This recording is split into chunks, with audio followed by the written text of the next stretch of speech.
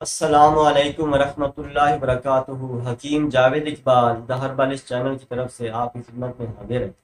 सबसे पहले दुरूद पाक नबी मेहरबान हज़रत मोहम्मद मुस्तफ़ा सल्लल्लाहु अलैहि वसल्लम पर आप भी पढ़ें, मैं भी पढ़ता हूँ। अल्लाहुम्मा सल्लि अला मुहम्मदिन व अला आलि मुहम्मद कमा सल्लैता अला इब्राहीम व अला आलि इब्राहीम इन्नका हमीदुम मजीद। अल्लाहुम्मा बारिक अला मुहम्मदिन व अला आलि मुहम्मद कमा बारकता अला इब्राहीम व अला आलि इब्राहीम इन्नका हमीदुम मजीद। आज जिस मौजू के ऊपर हमने गुफ्तगू करनी है वो है ईद कुर्बान के हवाले से, कि जिसको ईद उल अजहा भी कहते हैं, ईद कुर्बान भी कहते हैं। कुर्बान इस वजह से कि इस मौका के ऊपर जानवर ज़िबह किए जाते हैं और ये हज़रत इब्राहीम और हज़रत इस्माईल अलैहिस्सलाम की याद के अंदर ये जो अल्लाह ताला ने हमारे ऊपर ये लाजिम की है कुर्बानी,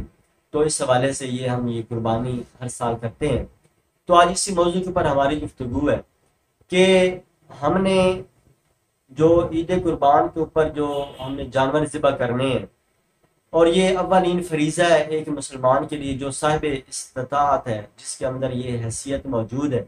कि जिसको अल्लाह ताला ने ये इतना माल दिया है कि वो अच्छी से अच्छी कुर्बानी लेके उसको अल्लाह की राह में ज़िबह करे।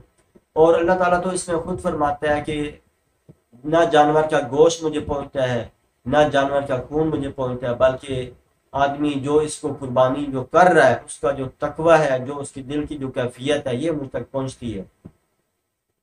तो इस हवाले से जैसा कि ये गोश्त के हवाले से हमारी ये वीडियो है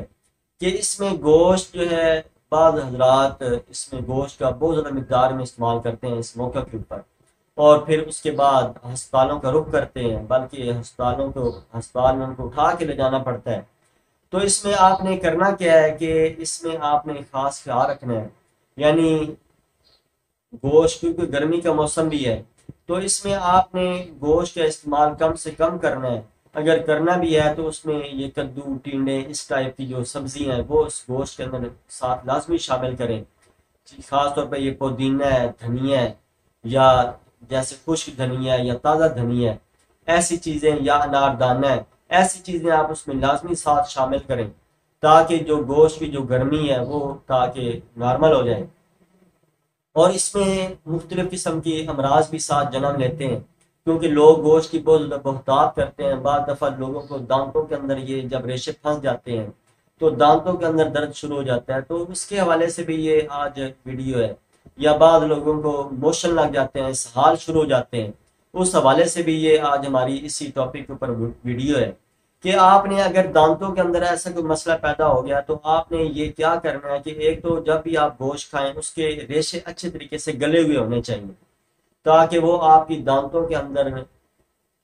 फंस ना जाए, बल्कि वो खुद ब खुद जो है वो खारिज हो जाए, दांतों के अंदर वो रह नहीं। क्योंकि जब वो दांतों के अंदर फंस जाएंगे तो वो दर्द की कैफियत पैदा करेंगे। दूसरी बात जो इसमें यह है कि आपने नमक मिला पानी जो है, नमक पानी को थोड़ा गर्म कर लें, उसमें थोड़ी मिकदार में नमक डाल लें और उसको जो है उसके आप कुलियां करें, बार बार कुली करेंगे तो वो जो अंदर रेशा फंसा हुआ है वो ऐसा ऐसा वो गल के वो खारिज हो जाएगा। या बाज दफ़ा ये कई हजरात जो है ये धागे का इस्तेमाल करते हैं कि धागे के साथ खलाल करते हैं, तो उस खलाल के साथ भी जो है वो जब रेशा खारिज होता है तो वो दर्द में सुकून आ जाते हैं। तो सबसे बुनियादी बात तो इसमें यही है कि दांतों के हवाले से कि आपने एक तो उसको अच्छी तरीके से चबाना है, बल्कि पहले अच्छी तरीके से गलाना है ताकि वो अच्छे तरीके से गला हुआ होगा तो आपके दांतों के अंदर वो रेशे फंसेंगे भी सही तो वो जल्दी गल के बाहर खारिज हो जाएंगे। अगर वो सख्त हैं, ठोस हैं, तो वो गलने में भी टाइम लेंगे और दर्द की कैफियत दिन ब दिन बढ़ती चली जाएगी और लोगों का तो बाद देखा कि मुंह भी सूज जाता है। और इसमें दूसरी बात जो है कि मैदा डिस्टर्ब हो जाता है, सहार शुरू हो जाते हैं, मोशन लग जाते हैं। तो इसमें यह है कि जब अगर कोई ऐसी कैफियत पैदा होती है तो आपने क्या करना है कि आपने सिर्फ अनारदाना लेना है। अनारदाने को आपने दोरी के अंदर अच्छे तरीके से रगड़ के और उसमें 1 चम्मच आप शक्कर की मिलाएं और उसके अंदर 1 प्याली पानी की डाल के अच्छी तरह उसको भून के आपने वो पी लेनी है। तो आप देखेंगे कि ये जो आपको ये, क्योंकि ये इसहाल या ये पेट की जो खराबी है ये गोश्त की गर्मी की वजह से पैदा ये मर्ज होता है। तो जब ये अनारदाना जो है ये ठंडा होता है जो ही आप ये इसका 1-2 प्यालियाँ आप दिन में 2-3 मरतबा ये आप पियेंगे तो इंशाल्लाह ये आपके मैदे के अंदर जो हीट पैदा होगी है, जो गर्मी पैदा होगी, वो भी इंशाल्लाह खत्म हो जाएगी। और जो आपको इसहाल शुरू हो गए हैं, जो जुलाब आ रहे हैं, जो मोशन लग गए हैं, वो भी इंशाल्लाह आपके ऐसा ऐसा ठीक हो जाएंगे। और इसमें दूसरे नंबर पे छिलका इसबगोल है। छिलका इसबगोल का भी आप इस्तेमाल कर सकते हैं, यानी 1 गिलास पानी का आप लें,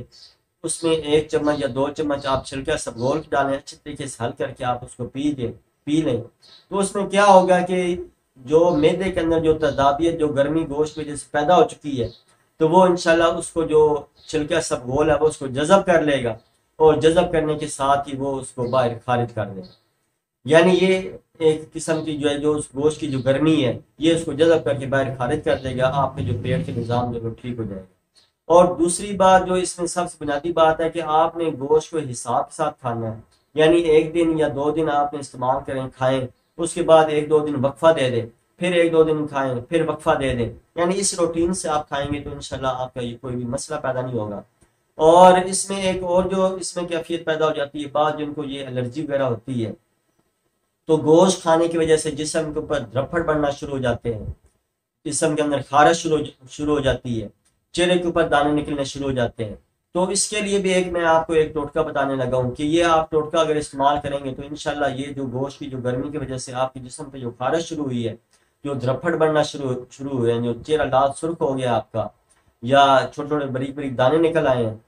तो या गर्मी के ज्यादा एहसास हो रहा, तो आपने 5-6 टहनियाँ पुदीने की लेनी है। उनको दोरी में अच्छे तरीके से रगड़ के आपने 1 चम्मच शक्कर की मिला के आपने 1 गिलास या 2 कप पानी का आपने उसके अंदर डालने हैं। डालने के बाद उसको छान के आपने जो है ना वो दिन में 2-3 मरतबा पी लें, तो इंशाल्लाह ये जो जिस्म के ऊपर जो खारिश शुरू हुई है, जो धब्बड़ बनना शुरू हुए हैं, तो ये भी इंशाल्लाह ऐसा ऐसा खत्म हो जाएंगे। तो मेरी दुआ है आपके लिए, अल्लाह ताला हम सबको ये तौफीक दे कि हम अल्लाह ताला की राह में ये कुर्बानी करें।